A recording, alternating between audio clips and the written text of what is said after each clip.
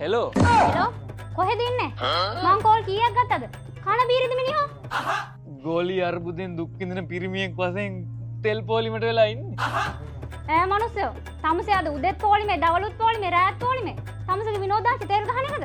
තමුසේ ඇවිත් බලනකො තෙල් පොලිමට එන. තමුසේ එනවකො පොලිම් පයින්නවයි තෙල් ඉවරනවා. ප්‍රශ්න ගොඩ. මගේ මේ ප්‍රයත්නේ රජ වීමට නෙවෙයි. බින්දුව ෆුල් ටැංක් කරගන්න. මට හිතෙන්නේ තමුසේ තෙල් ගහන්න යනවා කියලා ඉන්න වෙන ගෑණියෙක් එක්ක. ගෑනුත් ඉන්නවද තන? කෙල්ලෝ පිස්සුද? කෙල්ලෝ නෑ මේ තෙල් පොලිමේ ඉන්නේ කොල්ලෝ විතරයි. අයියේ චුට්ටක් ඇල්ල දෙන්න බෑද? කවුද ඒ ගෑණි? එහෙම තෙල් ගහන්න අපෝ අයියකින් ඉන්නවනේ තෙල් ටැංක් කියලා දෙන්නලු. එක එක ගෑනුන්ගේ තෙල් ටැංකිය අතරින් ගන්න තමුසේ තැන්න ගියේ. මට හිතුණා හරි තමුසේ ඉන්න වෙන ගෑණියෙක් එක්ක. අයියෝ අම්මට හුඩු කොල්ලට නඩු දෝනි අන්‍යෝන්‍ය සහයෝගය පොඩ්ඩක් දක්වන්න එපැයි. ඇත්තමයි මම මේ තෙල් පොලිමට ඇවිල්ලා ඉන්නේ. ඔයා විතරක් නෙමෙයිනේ මාත් ගහගන්න එපැයි.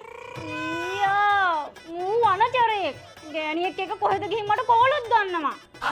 අයියෝ නෑ මම මේ තෙල් පොලිමේ ඉන්නේ. අනේ නංගි පොඩ්ඩක් කටවාන් හිටපන්කො මම මේ ගෑණි කතා කරලා බයිනවා විනාඩියක් කටවාන් මට ඔල්ලෝ උස්ස ගන්න දීපම්පා. ඇති කටවාගෙන තෙල් ගාගෙන. අයියෝ මන් රැවටුණා මේ බොරු කාරයට.